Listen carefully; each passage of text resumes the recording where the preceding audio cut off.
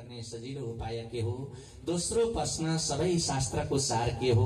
तेस्रो प्रश्न भगवानले किन अवतार लिनुहुन्छ? चौथो प्रश्न भगवानले किन लीला गर्नुहुन्छ?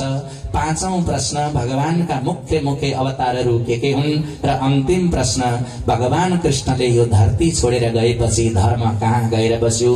यी प्रश्न सुनेपछि सुताजीले भन्नुभयो, बाबु हो अब म तिमीहरूलाई भागवत कथा सुनाउँछु। यी सबै प्रश्नको उत्तर भागवतबाट तपाईहरू सुन्नुहोला।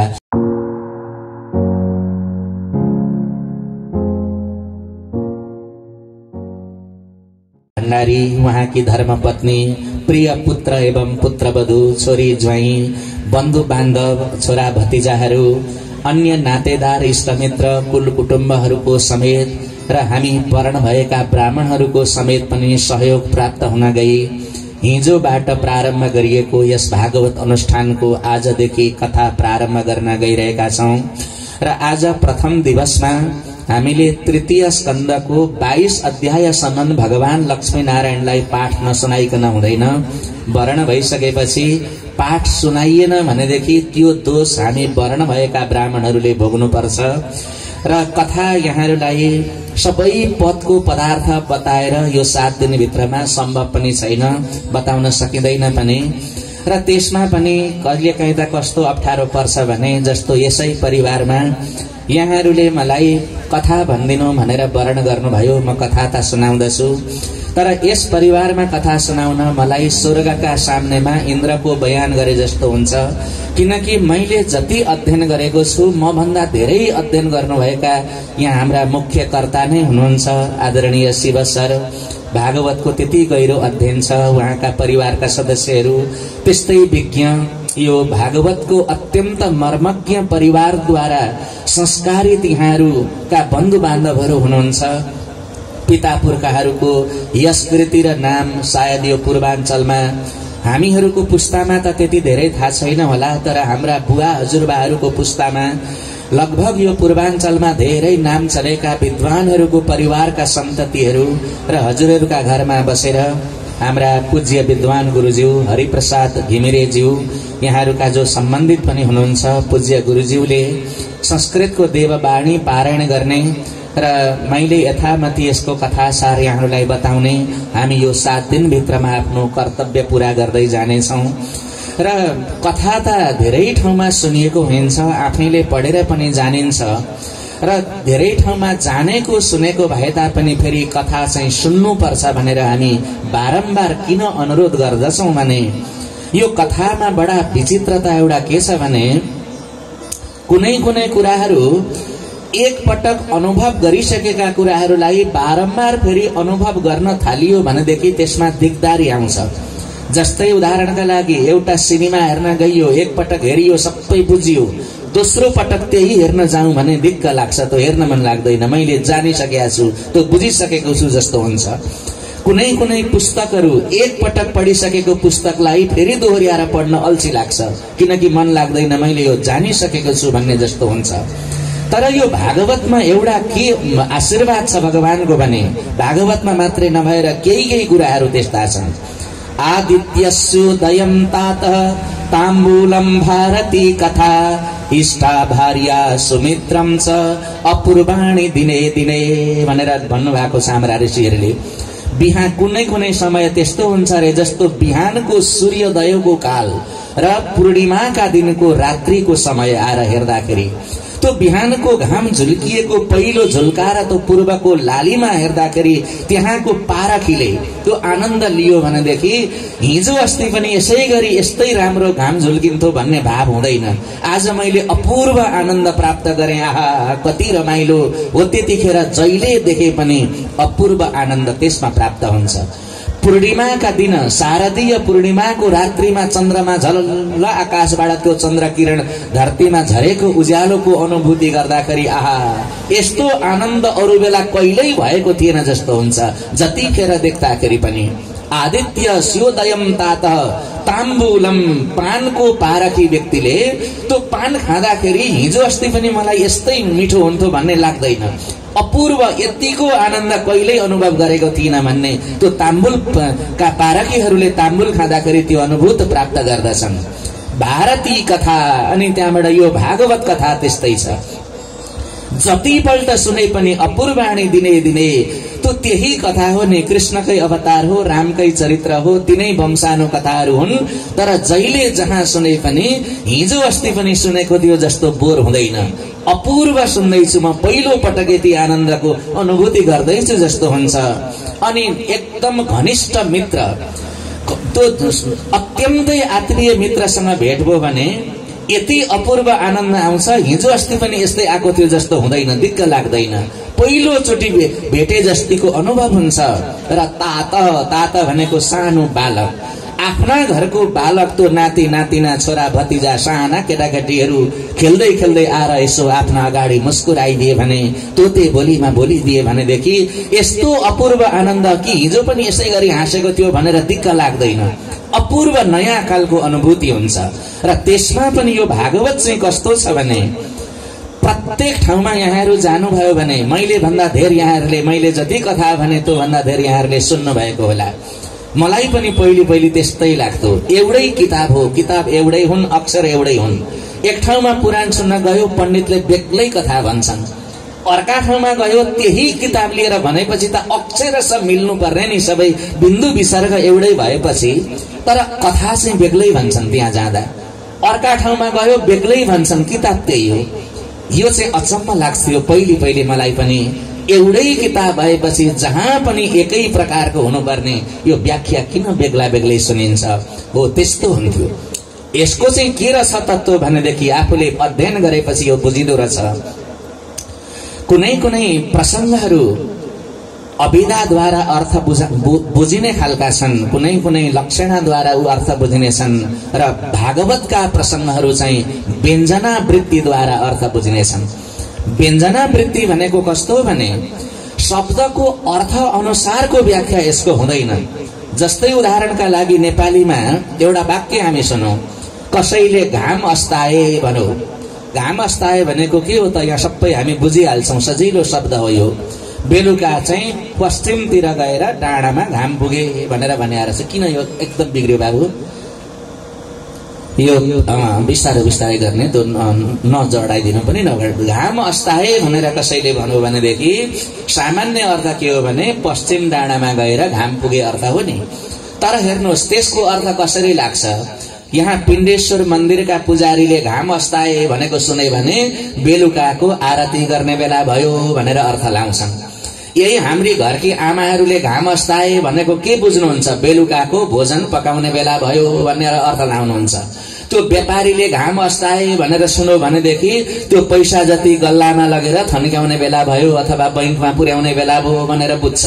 एउटा जुवाडेले घाम अस्ताए भन्नुहुन्छ जुवा खेल्न जाने बेला भयो भनेर अर्थ बुझ्छ।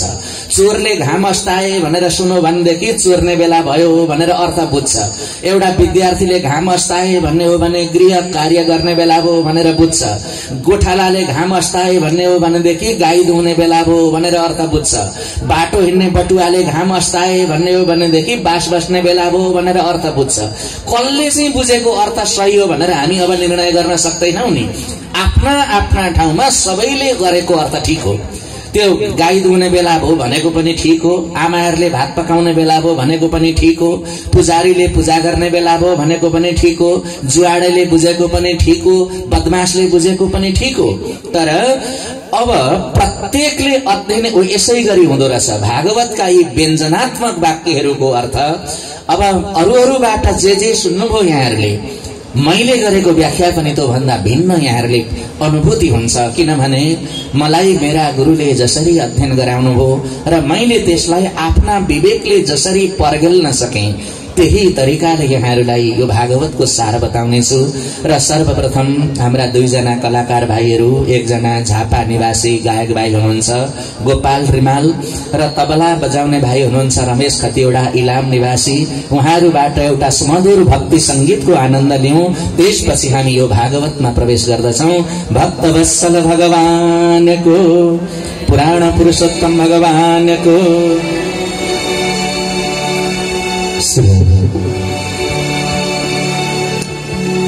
हरि केशव हरि गोविंद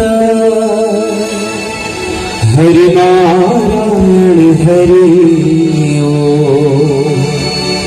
हरि सुंदर नंद मुकुंद हरि नारायण हरिओ हरि सुंदर नंद मुकुंद हरि नारायण हरिओ हरि केशव हरि गोविंद हरि नारायण हरिओ हरि केशव हरि गोविंद हरि नारायण हरिओ हरि सुंदर नंद मुकुंद हरि नारायण हरिओ हरि सुंदर नंद मुकुंद हरि नारायण हरिओ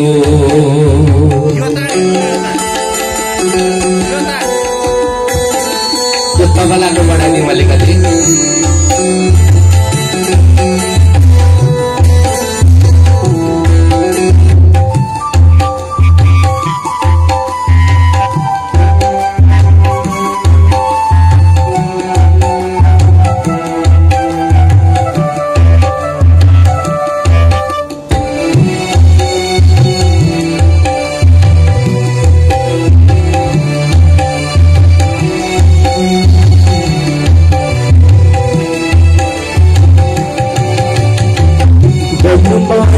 गिरवरधारी गोवर्धन गिरवरधारी बनमाली मुरलीधारी गोवर्धन गिरवरधारी बनमाली मुरलीधारी गोवर्धन गिरवरधारी बनमाली मुरलीधारी गोवर्धन गिरवरधारी नित नित परमात्म चोरी गोपी मनहारी नित नित परमात्म चोरी गोपी मनहारी हरि सुंदर नंद मुकुंद हरि नारायण हरिओ हरि सुंदर नंद मुकुंद हरि नारायण हरिओ हरि केशव हरि गोविंद हरि नारायण हरिओ हरि केशव हरि गोविंद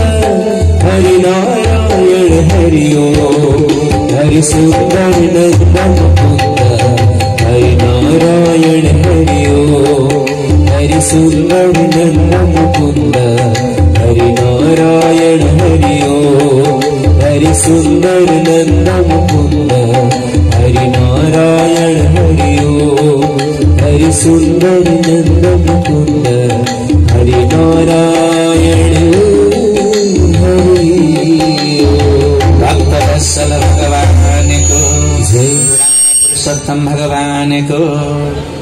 समादरणीय सज्जन वृन्द, अब हामी भागवत पुराणमा प्रवेश गरौं। भागवत पुराणमा प्रवेश गर्नुभन्दा पहिले पुराण भनेको के हो र भागवत भनेको के हो, यस पछाडि भागवत यहाँको मूल वस्तुमा प्रवेश गरौंला।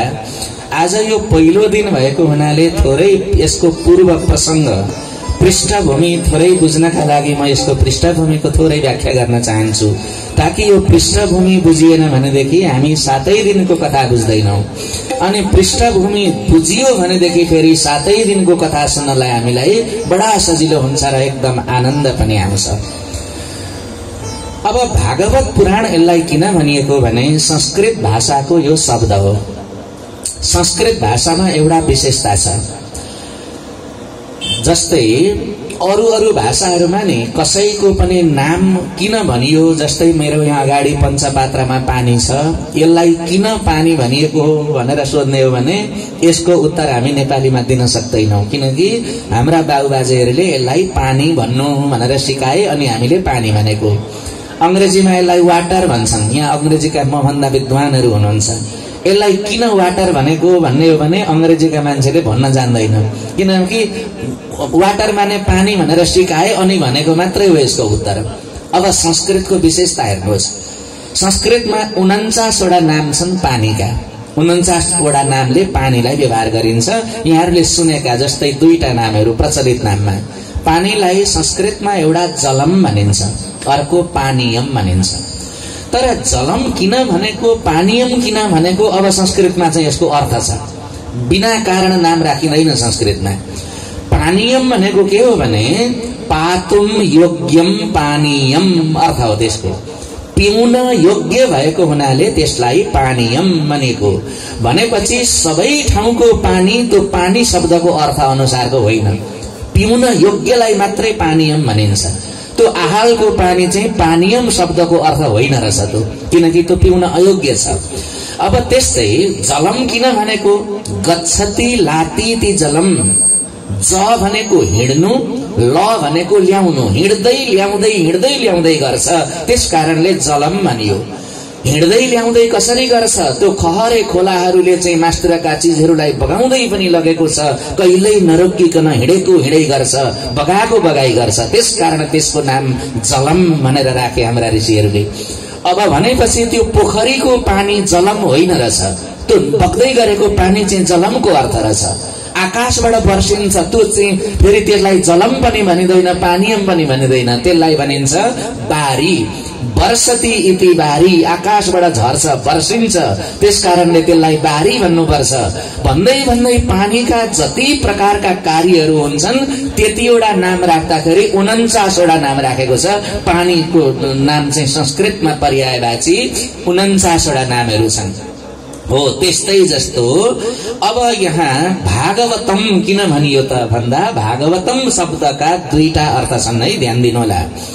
एउटा अर्थ हो भगवता प्रोक्तम भागवतम, भगवानले भनेको भन्नु पर्यो भने संस्कृत भाषामा भागवतम भन्नुपर्छ।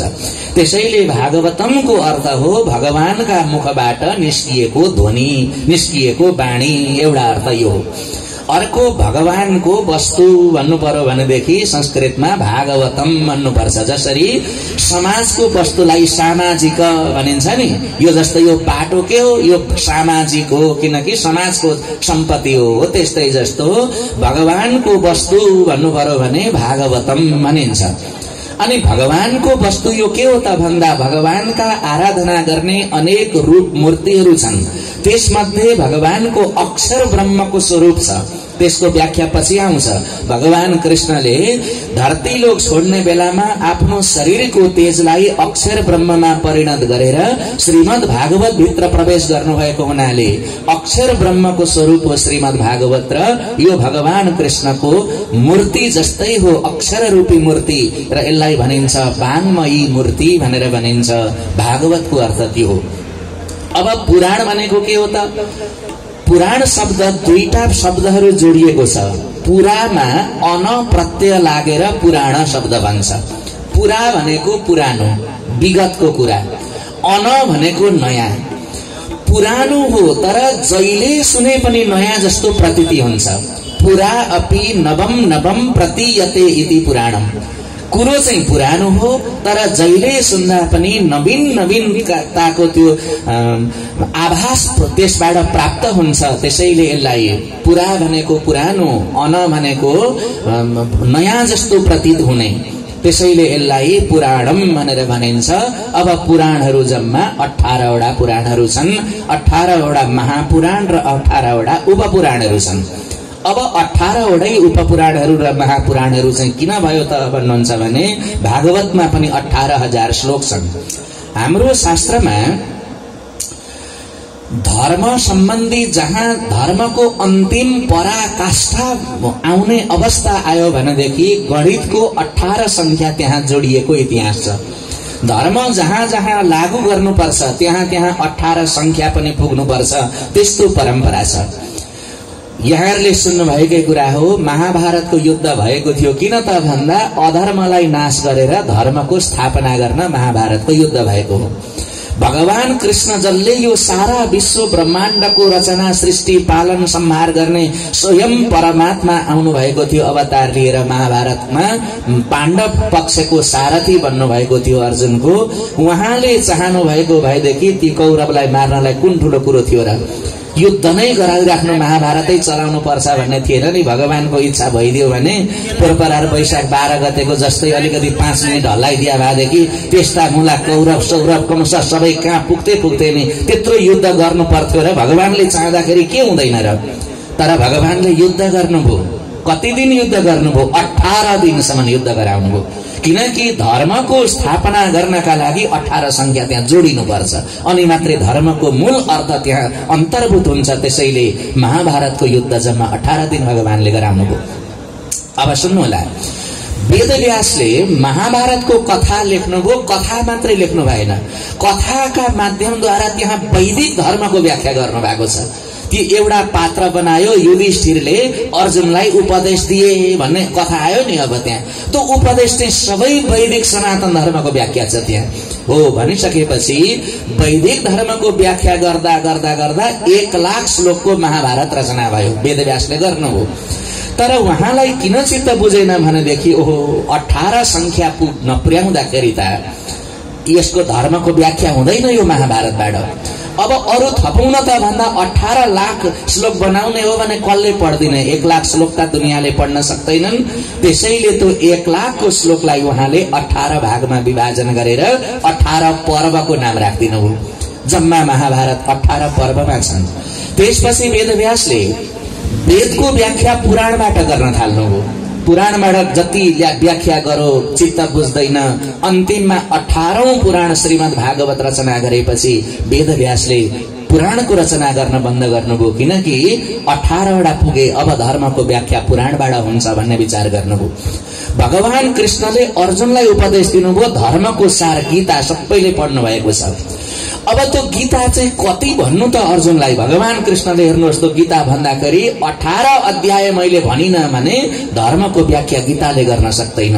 त्यो कुरो भगवान कृष्णलाई थाहा थियो। गीतामा पनि 18 अध्याय व्याख्या गरेपछि भगवान बोल्न छोड्नुभयो। अब तिमीले तत्त्व ज्ञान पायौ। यो व्याख्या पछि वेदव्यासले लेखिदिनुहुन्छ ग्रन्थमा, र भगवत गीताका 18 अध्याय पढे भने धर्मको सार सबैले बुझ्छन् भनेर 18 अध्यायमा गीता लेखिएको छ। हो त्यसै कारणले हाम्रा पुराणहरू पनि 18वटा बनाउनुको कारण थियो। अब भागवत रचना गरेपछि चाहिँ किन कलम विश्राम गर्नुभयो? अरू पुराणहरू लेख्दाखेरि श्लोक संख्या निर्धारित थिएनन्, तर भागवत पुराणमा मात्रै वेदव्यासले 18,000 श्लोकको ग्रन्थ बनाउनु भयो। 18,000 श्लोक भएको भागवत ग्रन्थ हामीहरू अब यहाँ पारायण गरिरहेका छौं।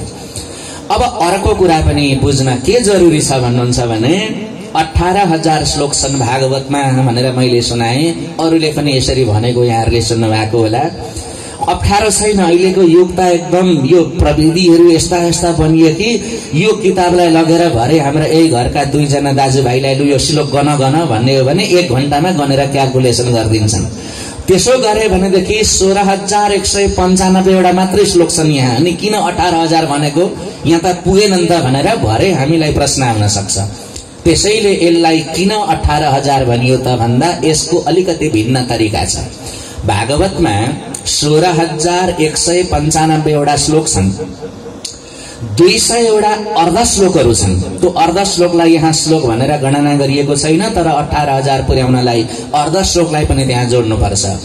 1270 वटा उवाचहरू छन्, जस्तै ऋषिरुवाच, भगवानुवाच, सुतउवाच, त्यसलाई पनि श्लोक मानेर गर्नुपर्छ। यहाँ गनिएको छैन। 1270 वटा ती उवाचहरू। र भागवतमा 335 अध्याय भएको हुनाले प्रत्येक अध्यायको अन्तिममा पुष्पिका वचन छ। पुष्पिका वचन भनेको के हो भने सुस्तानीतिर पढ्दा यहाँहरूले बुझ्नु भएको छ। इति श्री स्कन्द पुराणे केदारखण्डे माघ महात्म्य कुमार गस्ते संवादे लेख्या हुन्छ नि, अन्तिममा टुङ्ग्याउने बिट मार्नेमा हो। लोक कथा भन्दाखेरि सुन्नेलाई सुनको माला, भन्नेलाई फूलको माला भनेर कथा टुङ्ग्याए जस्तो इति फलानु पुराणे यस्तो खण्डे भन्नु भने चाहिँ त्यो बिट मारेको हो। त्यो बिट मार्नेलाई पुष्पिका वचन भनिन्छ। 335 वटा पुष्पिका वचन छन्। तिनलाई समेत जोड्दाखेरि चाहिँ 18,000 श्लोक पुग्छन्, नत्र भने 18,000 श्लोक पुग्दैनन्। एउटा कारण त्यसरी छ। अर्को कारण कसरी छ भने भागवतमा जम्मा 5,76,000 अक्षरहरू छन्। 5,76,000 सबै अक्षरलाई छन्दमा परिणत गर्दाखेरि अनुष्टुप छन्द 32 अक्षरको एक श्लोक हुन्छ। अनि सबै त्यो भागवतका अक्षरहरूलाई अनुष्टुप छन्दमा परिणत गर्ने हो भने 32 ले भागा गर्नुपर्छ। 5,76,000लाई 32 ले भागा गर्ने हो भनेदेखि त्यसको योगफल 18,000 निस्किन्छ। त्यस दृष्टिले भागवतमा 18,000 श्लोक छन् भनेर भनिएको। अब भागवतमा 12 स्कन्द छन्। प्रथम स्कन्दमा 19 अध्याय छन्, हामीले पाठ गरिसक्यौं। द्वितीय स्कन्दमा 10 अध्याय छन्, त्यो पनि आज पाठ गरियो। तृतीय स्कन्दमा 33 अध्याय मध्ये आज अहिले पहिलो सत्रमा हामीले 10 अध्यायको पाठ सुन्यौं। जम्मा 12 वटा स्कन्द किन राखियो त भने वेदव्यासले दुईटा प्रयोजन छन् 12 वटा स्कन्द राख्नुमा। एउटा प्रयोजन चाहिँ भागवत कहिले सुन्नु भनेर मान्छेको विवाद होला। कसैले मंसिर महिना राम्रो भन्दैलान्, कसैले कहाँ मंसिरमा राम्रो हुँदैन अरे, माघमा पो राम्रो अरे भन्लान्, कसैले वैशाखमा लाउनु पर्छ अरे भन्दैलान्। त्यसकारण भागवत सुन्नका लागि कुनै पनि महिना निषेध छैन है। 12 वटा महिनामा सुन्न मिल्छ भन्ने कुरा बुझुन् भन्नका लागि वेदव्यासले 12 वटा स्कन्द यहाँ व्यवस्था गर्नुभयो। 12 स्कन्दमा रचना छ। एउटा कारण यो हो भने, दोस्रो कारण के हो भने कतिपय शास्त्रहरू मान्छेहरूले आफ्नो निजी पेवा बनाउँछन्। यो मेरो मात्रै हो, मेरो सम्प्रदायको हो, मैले सुन्ने तैँले सुन्न हुँदैन भनेर विभेद गर्छन् मान्छेहरूले। यो कुरो भगवान वेदव्यासलाई थाहा थियो। उहाँले के विचार गर्नुभयो भने सबै धरतीका मनुष्यले भागवत सुन्न हुन्छ भनेर कसरी व्याख्या निकाल्नु त भन्दा यो संसारमा जति मान्छे जन्मिए पनि एक एकवटा नाम त सबैको हुन्छ, सबैको नाम उच्चारण गर्न सकिँदैन। तर जम्मा मान्छेहरूका नाम जे भए पनि 12 राशि भित्रमा ती नाम अन्तर्भूत हुन्छन्। कोही मेष राशिमा पर्छन्, कोही वृषमा, कोही मिथुनमा, कोही कर्कटमा। 12 राशिका मान्छेहरूले यो धरतीमा ढाकेका छन् भनेपछि ती 12 राशिका मान्छेहरूले भागवत सुन्न हुन्छ है, यसमा विभेद नगर्नु भन्ने अर्थ होस् भन्नका लागि भगवान वेदव्यासले यहाँ 12 वटा स्कन्दको व्यवस्था गर्नुभएको छ। अनि भागवतमा चाहिँ जम्मा 4 वटा अक्षरहरू छन्। भागवत यी 4 वटा अक्षरको पनि अलग अलग अर्थ छ। भा शब्द कीर्ति वचनो, ग शब्दो ज्ञान वाचक, सर्वेष्ट वचनो पश्च तो विस्तारस्य वाचक। पहिलो भा भन्ने अक्षर छ। भाको अर्थ हुन्छ यश कीर्ति भन्ने। यो ग्रन्थमा भगवानका यश कीर्ति, ऋषि महर्षिहरूका यश कीर्ति, प्राचीन सृष्टिका हाम्रा पूर्वजहरूका यश कीर्तिहरू, सूर्यवंशी चन्द्रवंशी राजाहरूका यश कीर्तिको वर्णन गरिएको छ। त्यसैले यश कीर्ति भन्ने अर्थमा सुरुमा भा शब्द अक्षर छ। त्यस पछाडि दोस्रो अक्षर हो ग। गकारको अर्थ हो ग शब्दो ज्ञान वाचक। प्रत्येक प्रकरणमा यहाँ बिना ज्ञानको कुनै पनि प्रकरण उत्थापन गरिएको छैन। जुन कथा सुने पनि त्यसको निष्कर्ष एउटा ज्ञान हामीलाई प्राप्त हुन्छ। त्यसैले ज्ञानै ज्ञानको शास्त्र भएको हुनाले द्वितीय वर्ण ग आएको छ। अनि तेस्रो हो बकार। सर्वेष्ट वचनो वश्च। बकारको अर्थ हो वचन। वचन भनेको बाणी। कस्तो बाणी त? कल्याण गर्ने बाणी। जसले सुनो त्यसैलाई कल्याण हुने वचन यहाँ व्यक्त गरिएको छ। त्यसैले ब भनिएको छ। र तकारको अर्थ हो व्याख्या। तबाट व्याख्या अर्थ बुझिने भएको हुनाले यी सबैको व्याख्या गरिएको छ। त्यसैले यसलाई भागवत भनिन्छ। यो भागवतको शास्त्रीय अर्थ हो। तर अब हामीले बुझ्नुपर्ने चाहिँ के हो भनेदेखि भागवतबाट 4 वटा अक्षरले 4 वटा अर्थ बुझ्नुपर्छ। भाको अर्थ भक्ति, गको अर्थ ज्ञान, बको अर्थ वैराग्य र तको अर्थ तरण। यति 4 वटा चीज यो भागवतले हामीलाई प्राप्त गराउँदछ। भक्ति, ज्ञान, वैराग्य र तरण। 7 दिन भागवतमा हामीले प्राप्त गर्ने फल यही हो। अब यो फल प्राप्त चाहिँ भयो कि भएन, कसरी थाहा पाउनु त भन्दा भक्ति, ज्ञान र वैराग्य चाहिँ हामीलाई 7 दिन भित्रमा बाँच्दैखेरि प्राप्त हुनुपर्छ। अनि 3 वटा कुरा प्राप्त भयो भनेदेखि तरण पनि हाम्रो मृत्युकाल पछाडि हुन्छ भनेर विश्वास गर्नुपर्छ। वायु चाहिँ सरर बढेर माथि आउँछ। अनि माथि आएपछि यो मुखबाट हामी ध्वनि उच्चारण गर्छौं। जे भन्न खोजेको हो त्यो उच्चारण गर्छौं। अनि त्यो सिधा हृदयको भावमा तलबाट चाहिँ आयो भनेदेखि सबभन्दा पहिले तालुमा ठोकिन्छ। यो तालुबाट, तालु भनेको यो मुखको मध्य बीचको भाग हो। त्यो तालुमा ठोक्काउँदाखेरि जम्मा 5 वटा वर्ण निस्किन्छन् हाम्रा ध्वनिहरू। च, छ, ज, झ, य यी 5 वटा वर्णलाई तालुस्थानी वर्ण भनेर भनिन्छ।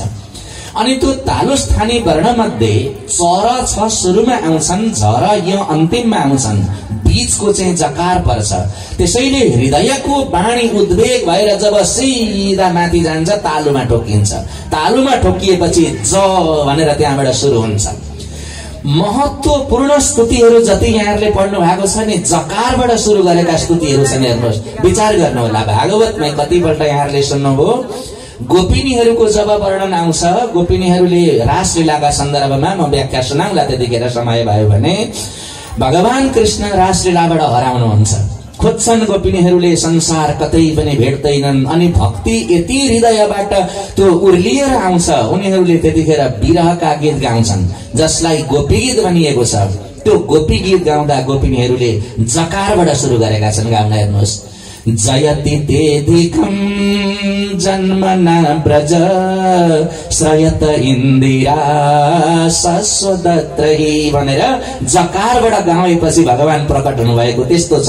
भागवतमै कथा छ। त्यो 10औं स्कन्धमा एउटा प्रसंग आउँछ। जब यो महाप्रलय हुन्छ, भगवान त्यो प्रलय भएपछि सारा यो ब्रह्माण्डलाई आफ्ना शरीरभित्र लीन गरेर शयन गर्नुहुन्छ।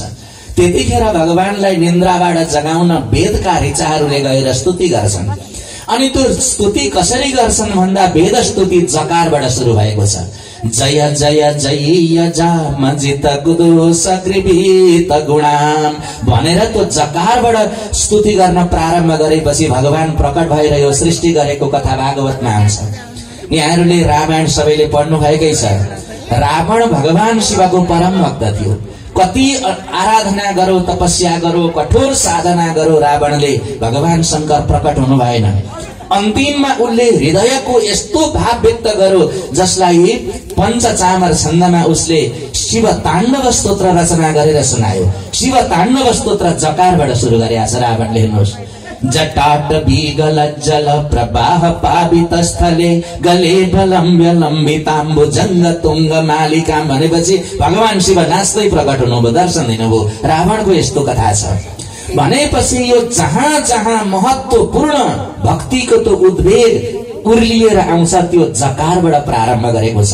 हो, त्यसैले वेदव्यासले पनि भागवत जस्तो गहन ग्रन्थ रचना गर्नका लागि शब्द खोज्नुभयो। कहाँबाट सुरु गरौं? जकारबाट सुरु गरिएन भने भागवत पूर्ण नहोला भनेर अब जकारबाट उठेको अक्षर खोज्नुभयो। त्यो जबाट उठेका त सयौं शब्दहरू छन्। अब जन्माद्यस्य भन्ने शब्द जोड्नुभयो व्यासले। किन जोड्नुभयो भने ब्रह्मसूत्र भन्ने एउटा ग्रन्थ छ। सूत्र भनेको संक्षिप्तीकरण। जसरी त्यो गणितमा चाहिँ यहाँहरूले जानेको हुनुहुन्छ नि, जस्तै a² + 2ab + b² भन्न लामो हो नि, a + b होल स्क्वायर भनेपछि छोटो कति सजिलो भयो नि। हो, त्यस्तै जस्तो लामो भन्नु पर्ने कुरालाई थोरैमा भनियो भने संक्षिप्तीकरण भनेको चाहिँ त्यो सूत्र हो। हो, त्यस्तै ब्रह्मलाई प्राप्त गर्नका लागि ब्रह्मसूत्र ग्रन्थ छ वेदव्यासले रचना गर्नुभएको। त्यो ब्रह्मसूत्रको दोस्रो सूत्र छ जन्माद्यस्यत भन्ने। त्यही ब्रह्मसूत्रको सूत्रलाई ल्याएर भागवतको पहिलो शब्द राख्नुभयो वेदव्यासले। यसबाट यो ब्रह्म प्राप्ति गर्ने साधना हो, यो वेदान्त ग्रन्थ हो भन्ने पनि बुझिन्छ। अब हामी यसको अर्थमा जाउँ। जन्माद्यस्य यतोन्मयादितरतश् चार्थे सभिज्ञासुराट् तेने ब्रह्म हृदय आदि कवये मुह्यन्ति यत्सूरयः तेजो बारि मृदाम यथा विनिमयो यत्र त्रिसर्गो मृषा धाम्ना स्वेन सदा निरस्तकुहकं सत्यं परं धीमहि। के भन्नुभयो वेदव्यासले भने यो संसार ब्रह्माण्डको जन्म स्थिति र प्रलय जुन परमात्मा ईश्वरबाट हुन्छ। जन्माद्यस्य यतः दुई प्रकारका कारणले कुनै पनि चीजलाई सत्यापन, यो सत्य हो कि असत्य हो भनेर परीक्षण गर्ने हो भनेदेखि शास्त्रीय परीक्षणको विधि दुईटा छ। एउटा अन्वय सिद्धान्त परीक्षण, अर्को व्यतिरेक सिद्धान्त परीक्षण भनिन्छ। यो चाहिँ अलिकति अप्ठ्यारा शब्दहरू हुन्, दर्शनका शब्दहरू हुन्। यसको सरल अर्थ चाहिँ के हो भने अन्वय भनेको त्यहाँ अन्वित हुनु, जहाँ जहाँ जे पदार्थ देखिन्छ त्यहाँ ईश्वरीय सत्ता छ, यसलाई भनिन्छ अन्वय सिद्धान्त। तत्सत्त्वे तत्सत्त्वम् अन्वय भनेको पृथ्वी देखियो, पृथ्वीमा ईश्वर छ, आकाश देखियो, आकाशमा ईश्वर छ, जल देखियो, जलमा ईश्वर छ, सूर्य देखियो, सूर्यमा ईश्वरीय तत्व छ। जे जे संसारमा छ त्यहाँ सबै ईश्वरीय सत्ता छ। जे जे संसारमा अभाव छ, अभावमा ईश्वरीय तत्वको पनि अभाव छ। जस्तै के छैन त एकछिनका लागि, आकाशमा फूल फुल्दैन त्यत्तिकै, बोटामा फुल्छ। आकाश पुष्प भनौं भने आकाश पुष्प संसारमा सृष्टि भएको छैन, त्यसैले त्यहाँ पनि ईश्वरीय सत्ता छैन। अब त्यस्तै खरायोको सिंह भन्ला कसैले, खरायोको सिंह हुँदै हुँदैन, खरायोको सिंहमा पनि ईश्वर हुँदैन। जे पदार्थ छ त्यसमा ईश्वर छ, जे पदार्थ छैन त्यसमा ईश्वर हुँदैन भन्नका लागि अन्वय व्यतिरेक सिद्धान्त भनिन्छ यसलाई दर्शनको भाषामा। हो अन्वयात् इतरतः, अन्वय व्यतिरेक दुवै सिद्धान्तद्वारा यो ब्रह्माण्डको प्रतिपादन गर्ने उनै परमात्मा हुनुहुन्छ। तिनै परमात्माले तेने ब्रह्म हृदय आदि कवये, यो ब्रह्म ज्ञान वेदका रूपमा आदि कवि ब्रह्माजीलाई हृदय रूपी संकल्पबाट जसले प्रदान गर्नुभयो तिनै परमात्माले, जसले यो सृष्टि स्थिति लय गर्नुहुन्छ, उहाँले नै सर्वप्रथम यो वेद मार्फत ज्ञान ब्रह्माजीलाई प्रदान गर्नुभयो। अब त्यो वेद ज्ञान चाहिँ कस्तो छ त भन्दा मह्यन्ति यत्सूरयः, मै हुँ भन्ने व्यक्तिहरू पनि यो वेदको रहस्य बुझ्न नसकेर अत्यन्त मोहित बन्दछन्। मोहित भनेको भ्रममा पर्दछन्। वेदको सही तात्पर्य मै हुँ भन्ने व्यक्तिहरूले पनि लाउन सक्दैनन्। यसलाई यसरी बुझौं, संसारमा दुई प्रकारका मान्छेहरू छन् यो ईश्वरीय सन्दर्भमा। एउटा आस्तिक हुन्छन्, अर्का नास्तिक हुन्छन्। आस्तिक र नास्तिक भनेको के हो भने संस्कृत भाषामा छ भन्दाखेरि अस्ति भन्नुपर्छ, छैन भन्दा नास्ति भन्नुपर्छ। ईश्वर छ कि छैन भनौं भनेदेखि जसले छ भन्छ त्यसले त संस्कृतमा अस्ति भन्छ नि, त्यो अस्ति भनौं भने आस्तिक भयो। जसले ईश्वर छैन भन्छ त्यसले नास्तिक भन्नुपर्छ, नास्तिक भनौं भनेदेखि त्यो नास्तिक भयो। तर दुईटैलाई भ्रम छ। दुईटैलाई कस्तो भ्रम छ भने जसले ईश्वर छ भनेर आस्तिक हुँ भन्छ नि, यहाँ हामी बसेका मध्येमा ईश्वर छ कि छैन भनौं त हामी सबैले ईश्वर छ भन्छौं। लु देखा त भन्नु त, ईश्वर छ भन्नेले त देखाउनु पर्ने नि। जसले ईश्वर छ भन्छ त्यसले देखाउन सक्दैन, यो समस्या छ उसलाई। अब नास्तिकलाई गएर सोधौं ईश्वर छ कि छैन, नास्तिकले भन्छ ईश्वर छैन। लु ईश्वर नभएको कुरा प्रमाणित गर त भन्नुहोस् त। कुनै पनि नास्तिकले यस कारणले ईश्वर छैन भनेर आजसम्म प्रमाणित गर्न सकेको छैन, पछि पनि प्रमाणित गर्न सक्दैन। अब भ्रम त दुईटैलाई रहेछ नि। जसले ईश्वर छ भन्छ देखाउन सक्दैन, उसलाई पनि भ्रम छ। जसले ईश्वर छैन भन्छ उसले प्रमाणित गर्न पनि सक्दैन ईश्वर नभएको, त्यसैले त्यसलाई पनि भ्रम छ। यसैलाई भन्नका लागि यहाँ व्यासले भन्नुभयो मह्यन्ति यत्सूरयः, यो ज्ञानका बारेमा ठूला ठूला मै हुँ भन्नेहरू सूरी मनुष्यहरू पनि मोहित छन्। यो बडा कठिन छ, यो बुझ्न बडा गाह्रो छ। तेजो पारिमृताम यथा विनिमयो यत्र त्रिसर्गो मृषा। अब कहिलेकाहीँ हामीलाई भ्रम कस्तो हुन्छ भने असत्य वस्तुलाई सत्य जस्तो भ्रान्ति, सत्य वस्तुलाई चाहिँ असत्य जस्तो भ्रान्ति हुन्छ। यो चाहिँ ईश्वरको माया हो।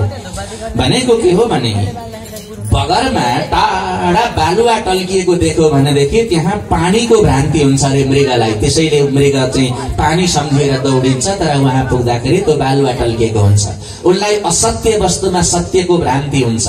हो त्यस्तै जस्तो यो संसारमा पनि हामी जसलाई सत्य हो कि जस्तो मान्छौं त्यो असत्य हुन सक्छ, जसलाई हामी असत्य हो कि जस्तो मान्छौं त्यो सत्य हुन सक्छ। यो ईश्वरको माया हो। र त्यो ईश्वर चाहिँ कस्तो छ त, धाम्ना स्वेन सदा निरस्तकुहकम सत्यम परम धीमहि। तेज पुञ्ज स्वरूप आफ्ना दिव्य धाममा जो बस्नुहुन्छ र परम सत्य स्वरूप हुनुहुन्छ, यिनै सत्य स्वरूप परब्रह्मलाई हामी वन्दना गर्दछौं भनेर पहिलो श्लोकमा सत्यम परम धीमहि भनेर यहाँ मंगलाचरण गरिएको छ। भागवतले पहिलो मंगलाचरण गरेको सत्य स्वरूप परब्रह्मको हामी ध्यान गर्दछौं भनिएको छ। त्यो सत्य स्वरूप परब्रह्म को हो भन्ने कुरा यहाँ उल्लेख गरेको छैन। तर यसैलाई पछि गएर दशम स्कन्धमा भगवान कृष्ण देवकीका गर्भमा बसेका बेलामा ब्रह्मादि देवताहरूले स्तुति गर्दाखेरि त्यो सत्य शब्दको त्यहाँ प्रयोग गरेर स्तुति गर्छन्।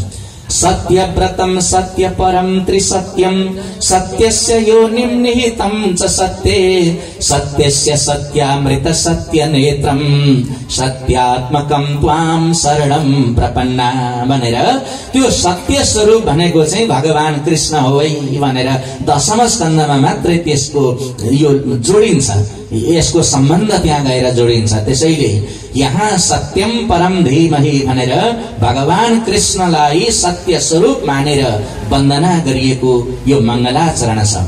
त्यसपछि वेदव्यासले भन्नुभयो निगम कल्पतरुर्गलितं फलम सुखमुखादमृत द्रव संयुतं पिबत भागवतं रसमालयं मुहुरहो रसिका भुवि भावुका। यो भागवत कस्तो शास्त्र हो अरे भने निगम कल्पतरु, निगम भनेको वेद, वेद रूपी कल्प वृक्षमा फलेको सुन्दर फल र सुकम देवका मुखबाट निस्किएको हुनाले अति मधुर। जसरी भगवान शुकदेवले यो पहिलो पटक परीक्षितलाई सुनाउनु भयो। शुकदेवको अहिले अवतारको जन्मको कथा हामी सुनौला। एउटा सुन्दर फल, सुगाले जुठो लगाएको फल साह्रै मधुर हुन्छ अरे। सुगाले जसलाई चुचले खोपेको हुन्छ फल, त्यो अति सुमधुर हुन्छ। हो त्यस्तै यो ग्रन्थ शास्त्रहरू पनि शुकदेवका मुखबाट गाइएको हुनाले यो भागवत चाहिँ अति सुमधुर छ, रसमय छ।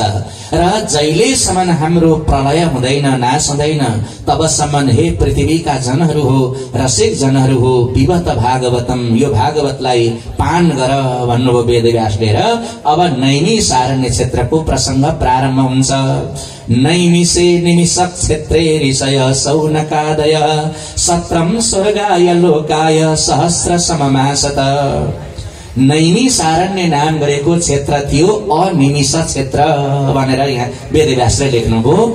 नैमिषे अनिमिष क्षेत्रे, अरु भन्दा भिन्न हो भनेर चिनाउनका लागि विशेषणको प्रयोग गर्नुपर्छ है। जस्तै दुई भाइ मध्ये चिन्नु पर्यो कुन चाहिँ भन्नु पर्यो भने रातो स्वेटर लाउने भन्नु भने एउटा छुट्टिन्छ नि। हो त्यस्तै सबै क्षेत्रहरू मध्येमा नैमिषारण्यलाई विशेषण दिनुभयो व्यासले, अनिमिष क्षेत्रे भन्नुभयो। नैमिषारण्य चाहिँ अनिमिष क्षेत्र हो अरे। अनिमिष भनेको के हो भनेदेखि निमिष भनेको आँखा झिम्क्याउनु। संस्कृतमा आँखा झिम्क्याउनु भन्नका लागि निमिष शब्दको प्रयोग गरिन्छ। अनिमिष भनेको आँखा नझिम्क्याउनु। संसारमा कसले आँखा झिम्क्याउँछ, कसले आँखा झिम्क्याउँदैन त भन्दा जति प्राणी मनुष्यहरू जन्मिएका छौं हाम्रो सृष्टि निमिष सृष्टि हो। हामी आँखा झिम्क्याउँछौं धरतीमा जन्मिएका सबैले। अनि स्वर्गमा जन्म लिने देवताहरू आँखा झिम्क्याउँदैनन् अरे। तिनीहरू कहिल्यै आँखा नझिम्क्याउने भएको हुनाले देवतालाई अनिमिष भनेर भनिन्छ। अनिमिष माने देवता हो। तिनै देवताहरू बस्ने ठाउँलाई चाहिँ अनिमिष क्षेत्र भनिन्छ, देवताले बास गरेको ठाउँ नैमिषारण्य। नैमिषारण्य क्षेत्रमा सौनक आदि ऋषिहरूलाई सुतजीले पुराणको व्याख्या गरेको कथा हरेक पुराणहरूमा आउँछ, अधिकांश पुराणहरूमा, सबैमा चाहिँ होइन। किन त नैमिषारण्य क्षेत्रमा पुराण प्रवचन हुन्थ्यो त भन्दा ब्रह्मवैवर्त पुराणमा एउटा कथा राम्रो छ। त्रिकालदर्शी हाम्रा पुर्खा ऋषिहरूलाई थाहा हुँदो रहेछ पछि के हुँदैछ भन्ने। उनीहरूले एकचोटि विचार गरेछन् अब कलियुग आउँदैछ, कलियुगमा चाहिँ धर्म कर्म गर्नलाई यो मनले पटक्कै मान्दैन। हेर्नुहोस्, यो हाम्रो दोष होइन रहेछ, यो त युगको धर्म रहेछ क्या। त्यस्तो पुण्य कर्मतिर चाहिँ मन पटक्कै जानै मान्दैन। हेर्नुहोस्, बडा विचित्र पो छ त यो। तपाईँ हामी त यही समाजमा हुर्केर बढेका, धेरै समाजका कथा हामीलाई थाहा छ। कोही हामीहरू नै विचार गरौँ त, मन्दिरमा कहिले काहीँ पुग्यो भनेदेखि यसो भेटी चढाउने बेला भयो भनेदेखि अलिकति त्यो च्यातिएको थोत्रो भेटियो भने मात्रै चढाउन मन लाग्छ। नयाँ त भित्रबाट ढ्याङ्ग्रो ठोकिहाल्छ नि, खबरदार त्यो चढाउलास भनिदिन्छ। हेर्नुहोस्, अब कहीँ होटलतिर गएर चिया खाएर त वेटरलाई यसो गिफ्ट दिनु पर्यो भने नि सानो दिनु नोट निस्किँदैन। हेर्नुहोस् है, बेइज्जत हुन्छ, अलिक ह्याप्प दिउँ न हौ। किन त भन्दा नराम्रो कर्म कर भन्छ, भित्रबाट गजो लिएर बसिरहेछ नि एउटा। अनि त्यहाँबाट राम्रा कर्ममा चाहिँ रोकिहाल्छ त्यसले। बडा अचम्म पो छ त। त्यसैले यो कुरो त हामीलाई होइन नि, हाम्रा पुर्खालाई उहिले नै थाहा थियो। कलियुगमा चाहिँ धर्म पुण्य कर्मतिर मन लाग्दैन। अब हामी गएर कतै यज्ञ यज्ञादि गरेर बसौँला, त्यसको पूर्णाहुति नभइकन कलियुग लाग्यो भने त मन त हाम्रो बर्बाद हुन्छ, धर्मतिर मन लाग्दैन। त्यसैले कलिको प्रभाव नपर्ने ठाउँमा गएर हामी अनुष्ठान गरौं भनेर यो धरतीमा कलिको प्रभाव नपर्ने भूमिको खोजीमा हिँडेछन् हाम्रा ऋषिहरू। संसार धरतीभरि खोजे त्यस्तो ठाउँ कतै पनि छैन। अनि ब्रह्माजीलाई गएर भनेछन् ऋषिहरूले कि ब्रह्माजी, कलियुगको प्रभाव नपर्ने ठाउँ कहीँ सृष्टि गर्नु भएको छ? ब्रह्माले भन्नुभयो सृष्टि गरेको छैन। त्यसो भए प्रभु एउटा कलिको प्रभाव नपर्ने ठाउँ हामीलाई सृष्टि गरिदिनु पर्यो। ब्रह्माजीले परब्रह्म नारायणको ध्यान गर्नुभयो। त्यो ध्यान गर्दाखेरि एउटा दिव्य चक्र प्राप्त भयो ब्रह्माजीलाई। अनि भन्नुभयो बाबु हो, यो चक्र गएर धरतीमा जहाँ पतन हुन्छ त्यो ठाउँमा कलिको कहिल्यै प्रभाव पर्दैन, तिमीहरू जाओ भनेर चक्रका पछि पठाइदिनु हो। चक्र सरर धरतीमा आएर एउटा विशाल जंगलमा आएर त्यो पतन भयो। त्यो चक्रलाई संस्कृत भाषामा निमिष भनिन्छ। निमिष पतन भएको हुनाले ऋषिहरूले त्यसलाई नैमिष भने। निमिष पतन भएको ठाउँ नैमिष रहन गयो। अनि अरण्य भनेको चाहिँ जंगल हो, जंगललाई अरण्य भनिन्छ। जसरी यो रुद्राक्ष अरण्य क्षेत्र हो, रुद्राक्षको जंगल भएको हुनाले हो, त्यस्तै अरण्यमा गएर निमिष पतन भएको हुनाले ऋषिहरूले त्यो ठाउँको नाउँ नैमिषारण्य भनेर राखे। नैमिषारण्य क्षेत्रमा ठूलो यज्ञ गर्दथे। यहाँ भनेको छ सत्रम स्वर्गाय लोकाय सहस्र सममासत। 1000 वर्षमा मात्रै पूर्ण हुने खालको यज्ञ गरेर, यज्ञ सत्र गरेर ऋषिहरू बसेका थिए। र सौनक आदि ऋषिहरूको मूल संख्या 88,000 भनेको छ। ती चाहिँ नियमित बस्नेहरू थिए। अरु आगन्तुक ऋषिहरू त कति हुन्थे। त्यत्रा ऋषिहरू बसेर सत्संग गर्न हुँदो रहेछ। ठूला ठूला विद्वानहरू त्यहाँ आउँदथे, प्रवचन कथा हुन्थ्यो। त्यसै सन्दर्भमा एकपटक सुतजीको आगमन भयो नैमिषारण्यमा। सौनक आदि ऋषिहरूले सुतजीलाई दण्डवत गरेर उच्च आसनमा बसालेर प्रश्न केही गर्नुभयो र तिनै प्रश्नको उत्तर यो श्रीमद् भागवत हो। र भागवतको सुरुवातमा नैमिषारण्य क्षेत्रका ऋषिहरूले जम्मा 6वटा प्रश्न गर्नुभएको छ। पहिलो अध्यायमा यही प्रश्नको व्याख्या छ। 6वटा प्रश्न गरेपछि त्यसको उत्तर चाहिँ श्रीमद् भागवत कथा सुतजीले दिनुभएको। त्यसैले अब हामीले 7 दिनभित्र सुन्ने भनेको व्याख्या सबै यी 6वटा प्रश्नको उत्तर मात्रै हो। र अब पहिले यहाँहरूले आज चाहिँ यो प्रश्न राम्ररी बुझ्नुपर्छ। म भोलिदेखि पनि संक्षेपमा चाहिँ यी प्रश्नको आवृत्ति गरौँला। र 7 दिनभित्रमा यी 6वटा प्रश्नहरूको हामीले ज्ञान गर्यौं, बुझ्यौं भने भागवत सुनिएछ, बुझिएछ भनेर थाहा पाउनु। अनि यदि बुझिएन भनेदेखि भागवत चाहिँ सुनिएछ तर मन चाहिँ एकत्रित भएन छ भन्ने पनि थाहा पाउनु। र अन्तिम दिन चाहिँ म फेरि यहाँहरूलाई यी प्रश्नहरू सोधौँला है। किनभने यो अब मेरा यजमान नै आफै शिक्षक हुनुहुन्छ, शिव सर त्यत्रो पढाएर प्राध्यापक पेशामा हुनुहुन्थ्यो। पढाइसकेपछि चाहिँ त्यो मैले पढाएको बुझ्यो कि बुझेन भनेर सोध्न मन लाग्दो रहेछ। है बुझिस, लु भन् के बुझिस भनेर त्यो चेलाले उत्तर दियो भने साह्रै आनन्द आउँछ। हेर्नुहोस्, हो त्यस्तै जस्तो अब यहाँहरूलाई पनि अन्तिम दिन त म सोध्छु। उत्तर दिनुभयो भने खुसी भएर जाउँला, उत्तर दिनु भएन भने फेरि यहाँ त वकिल साहबै यहीँ हुनुहुन्छ, मुद्दा लाग्दैन है यसमा ढुक्क पर्नु। फेरि मैले भनेको कथा सुनिदिएनछन्, कारबाही गरी पाऊँ भनेर कहीँ मुद्दा मामला उजुर पनि लाग्दैन, केही अप्ठ्यारो पनि पर्दैन। म लुरु फर्केरै जान्छु, केही छैन। तर ध्यान दिएर यी प्रश्नहरू बुझिदिनु होला। अब पहिलो प्रश्न हो सौनक आदि ऋषिहरूले गर्नुभएको। वेत्थत्वं सम्य तत्सर्वं तत्तुस्तस्तदनुग्रहात् ब्रूयो स्निग्धस्य शिष्यस्य गुरवो गुह्यमप्युत तत्प्राञ्जसायुष्मन् भवता यद्विनिश्चितम्। पहिलो प्रश्न के गर्नुभयो भने हे सुतजी, कलियुगका मनुष्यहरूलाई कल्याण गर्ने सबैभन्दा सजिलो उपाय के छ भनेर सोध्नुभयो। सुतजीले भन्नुभयो कलियुगका मनुष्यलाई कल्याण गर्ने सजिलो उपाय किन प्रश्न गर्यौ तिमीहरूले? प्रश्नमाथि उपप्रश्न पनि यहाँ आउँछ। हेर्नुहोस्, संवाद त्यस्तो छ। किनभने कलियुगका मान्छेहरू त टाठा बाठा हुन्छन्, आफै कल्याण हुने उपाय खोजेर गरिहाल्छन् नि बाबु, यो मलाई व्याख्या गर्न नलाओ न भन्नुभयो। होइन गुरु, कलियुगका मान्छेहरू 5 वटा दोषले ग्रसित भएका हुन्छन्। त्यसकारण आफ्नो कल्याण गर्ने उपाय खोज्दैनन् उनीहरू। 5 दोष युक्त हुन्छन् कलियुगका मनुष्यहरू भने। के दोष हुन्छ तपाई हाम्रो कथा अब ध्यान दिनु होला है।